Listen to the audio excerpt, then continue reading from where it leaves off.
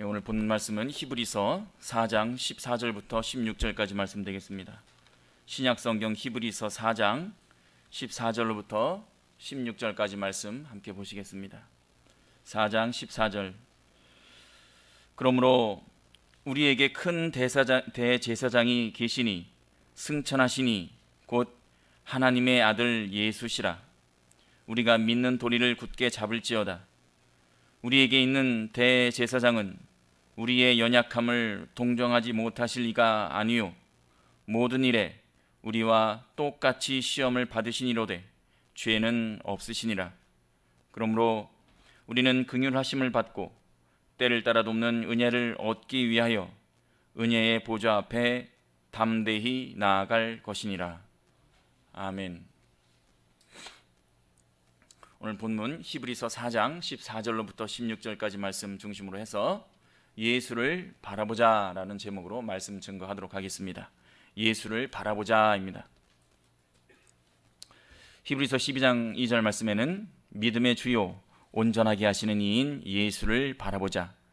그는 그 앞에 있는 기쁨을 위하여 십자가를 참으사 부끄러움을 개의치 아니하시더니 하나님 보좌 우편에 앉으셨느니라 라고 말씀하십니다.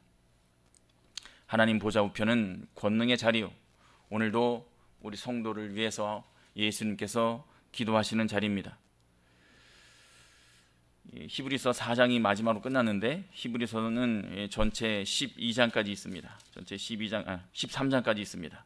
13장까지 있는 데서 이제 3분의 1 정도 왔는데 이쯤 해서 다시 한번 우리가 히브리서가 왜 쓰여졌는지 이 기록 배경을 한번 보는 것이 의미가 있을 것 같습니다. 히브리서가 쓸 당시 유대인들은 원래는 유대교를 믿고 있던 사람들이었습니다. 예수님을 인정하지 않는 자들이었지만, 하지만 이 예수님의 십자가 사역을 통해서, 제자들의 전도 사역을 통해서 예수님을 알고 믿고 유대인 가운데서, 유대 사회 속에서 그리스도인으로 살고 있던 사람들이었습니다. 그렇기 때문에 당시에는 이 기독교가 완전히 이단이었기 때문에 이 유대 사회로부터 외면당할 수밖에 없었던 것입니다.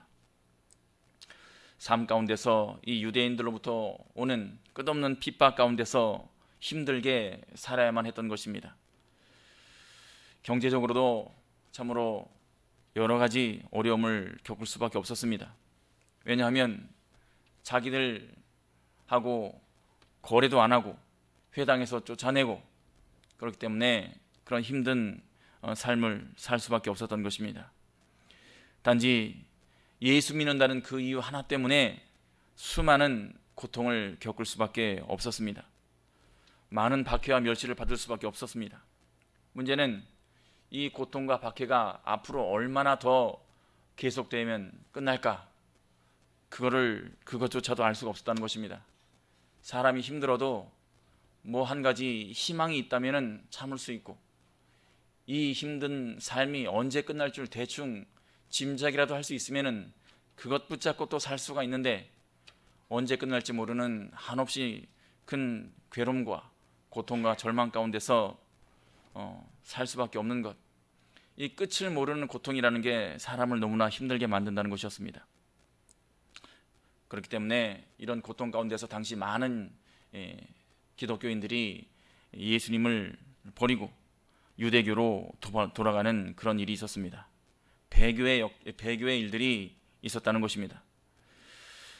이런 사람들이 속출하고 있었기 때문에 히브리서를 보면 그들에게 경고하는 말씀이 간혹 나옵니다.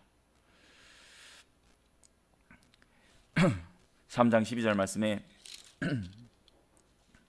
형제들아, 너희는 삼가 혹 너희 중에 누가 믿지 않은 악한 마음을 품고 살아계신 하나님에게서 떨어질까 조심할 것이요 라고 경고하고 있습니다. 돌아가지 말라, 이 길이 참 길이다 라고 가르쳐 주는 것입니다. 악한 마음이라는 것은 믿음을 저버리는 마음인 것입니다. 당시 이런 여러 가지 어려움에 처한 유대인 기독교인들은 이 말씀을 통해서 경고를 받고 돌아올 수가 있었습니다. 이 흔들리는 기독교인들, 유대 사회 속에서 괴로움받고 있는 이 기독교인들에게 하나님께서는 이 히브리서를 통해서 위로를 해주셨던 것입니다. 히브리서를 통해서 그들을 격려하고 소망을 주고 잘못된 길로 나아가지 않도록, 믿음을 저버리는 악한 마음을 품지 않도록 하나님께서 이들에게, 유대인 기독교인들에게 히브리서를 보내셨던 것입니다. 이렇게 유대인들이 힘들어할 때, 유대인 기독교인들이 힘들어할 때 하나님께서는 어떤 특단의 대책, 기독교를 공인하게 하시든가, 아니면 기독교를 괴롭히는 유대인들을 제지하시든가, 특단의 법을 만드시든가, 이렇게 해주셨으면 좋았을 뻔했는데 그렇게 해주시지 않으셨다는 것입니다. 대신에 하나님 말씀 히브리서를 통해서 위로해 주십니다. 히브리서의 중요한 주제 가운데 하나가 예수님께서 바로 우리의 대제사장이 되신다는 것입니다. 예수 그리스도가 너희에게 큰 대제사장이 되시니 그분을 바라보라 라는 것이 히브리서의 권면인 것입니다. 지금 유대인 기독교인들은 그 예수님 때문에 힘들어 죽겠는데 그들에게 또다시 말씀하십니다. 그분을 바라보라, 예수님을 바라보라 라고 말씀하십니다. 그분을 바라보면 거기에 삶의 해답과 은혜가 있다는 것입니다. 이 예수님을 바라보라, 너희들의 대제사장이 되신 예수님을 바라보라 라는 것을 조금 더 쉽게 풀어서 말씀하신 내용이 바로 4장 14절부터 16절 오늘 본문 말씀입니다. 예수님께서는 큰 대제사장이 되신다는 것입니다. 그러므로 우리에게 이 대제사장이 계시니, 승천하신 하나님이 계시니 우리가 그분을 통해서 위로를 얻을 수 있다라는 것입니다. 우리가 믿는다, 신앙생활을 한다 하면서도 예수님을 바라보지 않고 예수님 안에 있는 다른 것을 바라보기가 쉽습니다. 또 예수님을 바라봐야 하는데 바라보기는 바라보는데 똑바로 바라보지 않고 흐리멍텅하게 바라볼 수가 있습니다. 개슴츠레하게 바라보면은 문제는 뭐냐? 예수님을 바로 깨달을 수가 없다는 것입니다. 바로 깨닫지 못하면 예수님 안에 감추어진, 십자가 안에 감추어진 은혜를 내 것으로 만들 수가 없다는 데 문제가 있습니다. 예수님은 누구신가? 오늘 본문 말씀에서 다시 한번 설명하시는데, 예수님께서는 우리의 대제사장 되신다는 것입니다. 그냥 대제사장이 아니라 큰 대제사장입니다. 큰 대제사장. 이 큰 자를 하나 더 붙였습니다. 구약에는 큰 대제사장이라는 말이 없습니다. 큰 대제사장, 말이 어려운데 이 큰이라는 것은 무엇을 의미하는가? 완전한이라는 것입니다. 완전하신 대제사장. 그럼 구약에 있던 대제사장들은 무엇인가? 그 사람들은 완전하지는 않았습니다. 하나님께서 예수님의 모형으로서 사역을 맡기셨을 뿐이지, 그들이 제사를 지낸다고 해서, 짐승을 바친다고 해서 사람의 죄가 용서되는 것이 아니었습니다. 그냥 그림자로서 예수님을 예표하는 형상에 불과했다는 것입니다. 대제사장은 무슨 역할을 했는가? 바로 사람과 하나님 사이에서 중재를 하는 역할을 했습니다. 사람이 가지고 오는 짐승을 하나님께 바쳐드리는 제사를 올려드리고, 그리고 하나님의 은혜를 사람들에게 가져다주는 그런 중간 역할을 했다는 것입니다. 히브리서에서는 이 예수님이 바로 그 모형 대신 모형에 불과했던 대제사장들의 참된 모습으로 오셨다는 것입니다. 그런데 이 예수님은 구약에 있는 대제사장들과 다른 점이 무엇인가? 완전하신 대제사장이라는 것입니다. 구약의 대제사장들은 불완전한 제사장들이었습니다. 완전하신 대제사장, 이것을 개역 성경에서는 그냥 크다 이렇게 설명하고 있습니다. 큰 대제사장 이렇게 말씀하시는데, 사실 이 크다는 것은 완전하다는 것을 의미합니다. 그러면 어째서 이 예수님은 완전하신 대제사장이신가? 예수님은 하나님의 아들이시기 때문이십니다. 하나님의 아들은 무엇을 의미하는가? 하나님의 아들은 하나님이라는 것입니다. 하나님께서 하나님 대신 그 예수님께서 직접 사람이 되셔서 이 세상 가운데 오셨기 때문에, 다시 말씀드리면 완전한 하나님이셨기 때문에 하늘에 대해서 모르는 것이 없다는 것입니다. 하늘나라의 모든 신령한 은혜와 복과 긍휼과 하나님의 사랑에 대해서 모르는 것이 하나도 없다는 것입니다. 그렇기 때문에 예수님이 하나님 자신이나 하나님 나라의 모든 것에 대해서 잘 아시기 때문에 실수하실 일이 하나도 없다는 것입니다. 못하실 일이 없다는 것입니다. 또 왜 완전한 대제사장이신가? 바로 예수님은 완전한 하나님이시지만 또한 완전한 사람이시기 때문에 완전한 대제사장이라는 것입니다. 사람의 몸을 입고 이 세상에 오셨습니다. 사람이 겪는 모든 연약함, 고통을 친히 맛보셨다는 것입니다. 모든 일에 우리와 똑같이 시험을 받으셨다라고 기록되어 있는데, 그게 바로 그 뜻입니다. 사람의 모든 연약과 고통을 친히 다 겪어보셨다는 것입니다. 본인이 직접 사람이 되셨고 사람이 겪는 모든 아픔과 슬픔을 다 겪으셨습니다. 그렇기 때문에 인간의 연약함에 대해서 너무나 잘 아십니다. 그렇기 때문에 완전한 대제사장이 되실 수가 있다는 것입니다. 우리 사람들에게 히브리서가 말합니다. 이 완전한 대제사장 되신 예수님을 바라보라 라는 것입니다. 그러면 아무리 핍박이 오더라도, 아무리 힘든 시간이 오래되어도 결국은 이길 수 있다는 것입니다. 아무리 가난해도 고생해도 결국은 기뻐하며 감사하며 삶을 살 수가 있다는 것입니다. 코로나 사태가 계속 이어지는 가운데 참으로 힘들고 지치고 실패가 끝이 없고 그래서 실망하고, 그럴 때마다 우리가 연약한 믿음 때문에 외로워지고 불안해지고 그럴 수가 있습니다. 이때일수록 우리가 더 완전하신 대제사장 되신 예수님을 바라봐야 한다는 것입니다. 이 예수님을 바라볼 때 우리가 그 예수님을 통해서 참 평안과 참 기쁨을, 참 위로를 얻을 수가 있다는 것입니다. 인생이 죄인이 구원을 받는 길도 예수님을 믿는 길밖에 없지만, 그러나 이 힘든 삶 가운데서, 고통스러운 삶 가운데서 구원을 받고 위로를 얻을 수 있는 길도 예수님을 바라보는 길밖에 없다는 것입니다. 예수님을 한 번만 바라보고 은혜를 얻을 수는 있습니다. 그러나 예수님을 계속 바라보면서 십자가 앞까지 나아가는 길에는 필요한 게 있습니다. 두 가지가 있는데 오늘 본문을 통해서 깨달을 수 있는 것은, 먼저 14절에 예수 그리스도의 대제사장 되심을 철저히 믿어야 한다는 것입니다. 14절 보시면 마지막에 믿는 도리를 굳게 잡을지어다 이렇게 기록되어 있습니다. 믿는 도리를 굳게 잡을지어다. 예수님을 계속 바라보려면 필요한 게 두 가지가 있는데, 첫째는 믿는 도리 되는 예수님을 굳게 잡는 것입니다. 복음을 굳게 잡아야 한다는 것입니다. 굳게 잡는다는 것은 무엇인가? 꽉 쥐고 있어야 하는 것입니다. 아무리 세상이 요동치고 흔들려도 진리를 꽉 붙잡고 있어야 하는 것입니다. 그거 놓치면 나 죽는다, 이런 생각으로 날마다 예수님이 하신 말씀, 성경 말씀을 계속해서 확인하고 믿고 고백하고 꼭 붙들고 그 안에서 살면 그 믿음이 나의 모든 것을 지배한다는 것입니다. 믿은 대로 하나님께서 역사해 주십니다. 그 믿음이 또한 나의 생각과 감정과 의지를 통제하게 됩니다.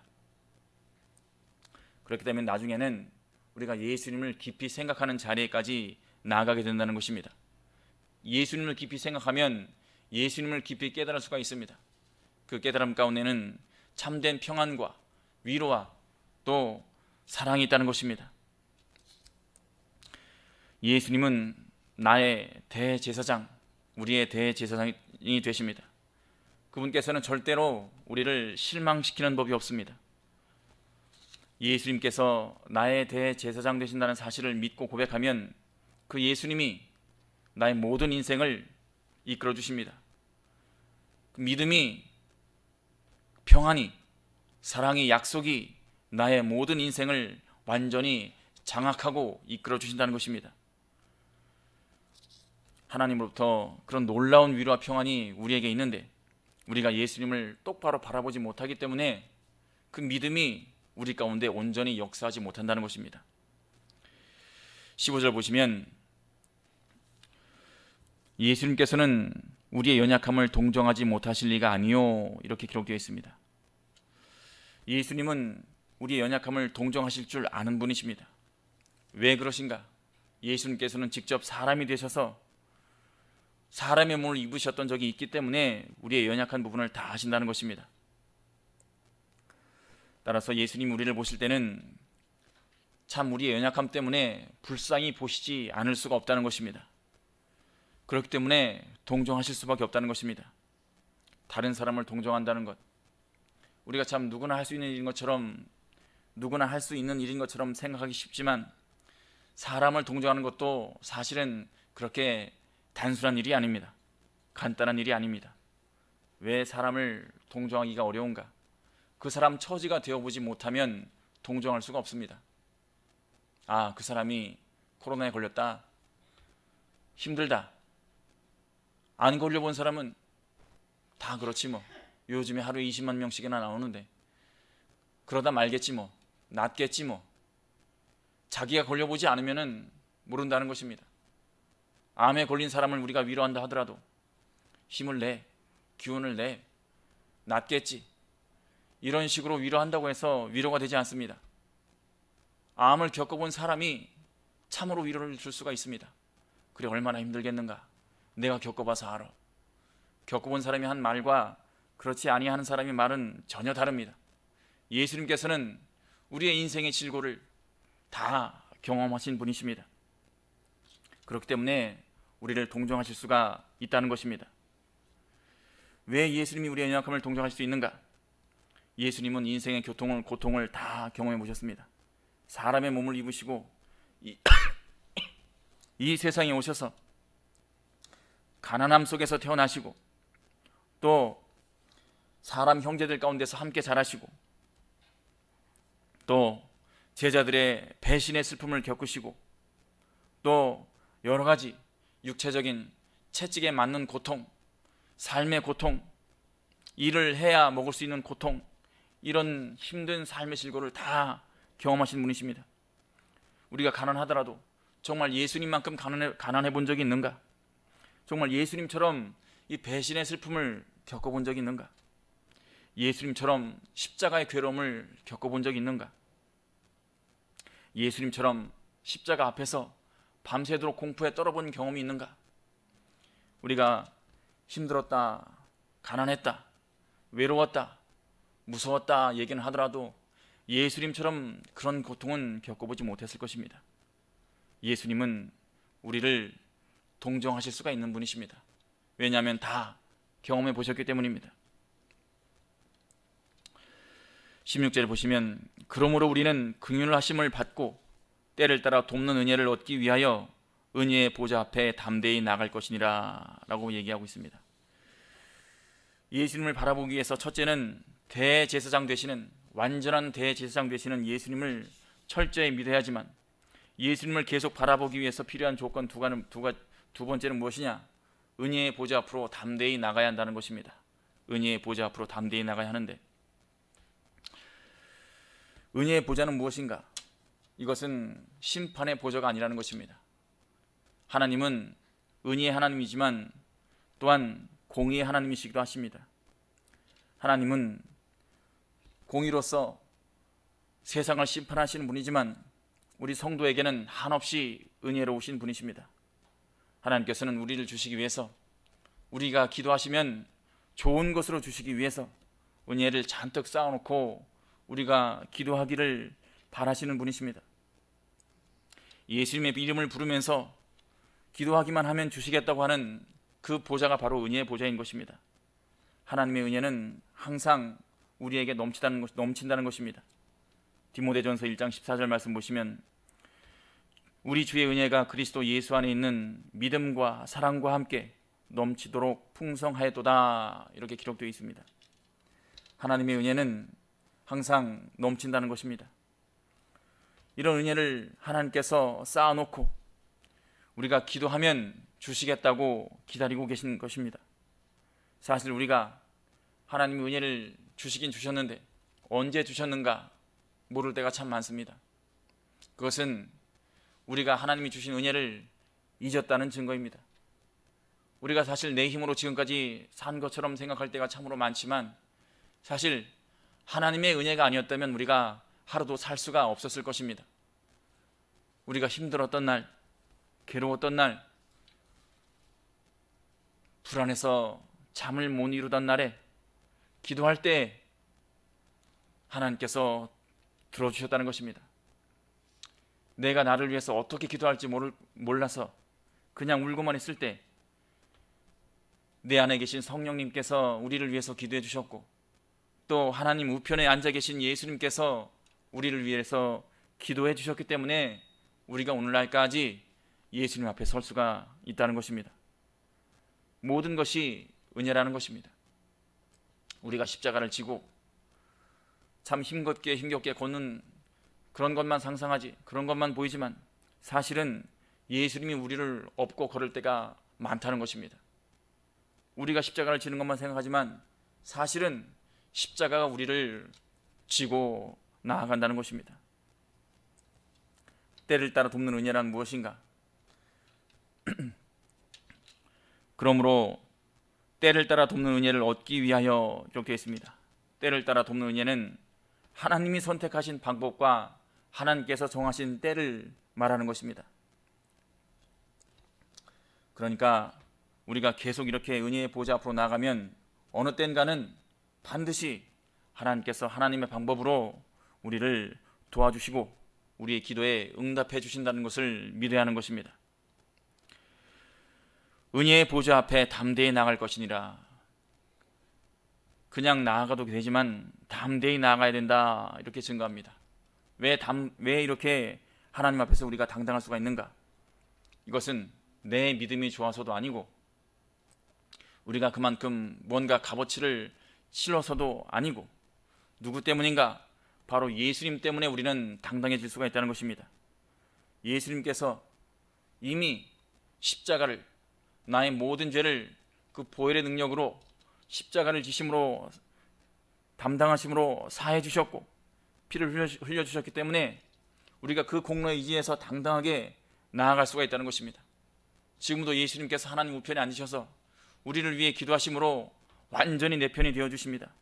나를 도와주시려고 지금도 기도해 주시고 계시고 우리를 하나님의 은혜 가운데로 인도해 주시고 계신다는 사실을 우리가 기억해야 합니다. 그렇기 때문에 우리가 그 예수님 때문에 당당해질 수가 있다는 것입니다. 그렇기 때문에 담대히 은혜의 보좌 가운데로 나아갈 수가 있다는 것입니다.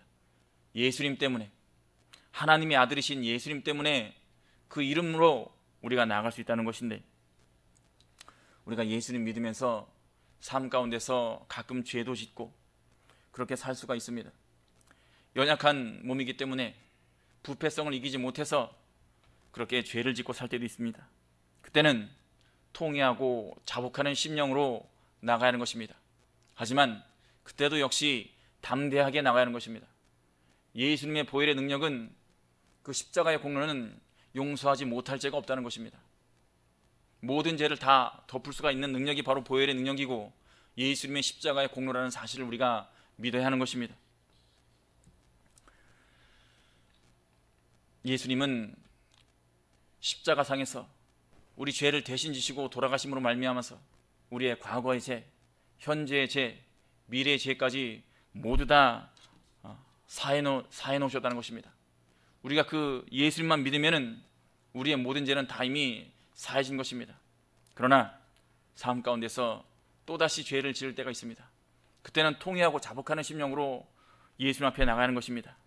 용서해 주시옵소서.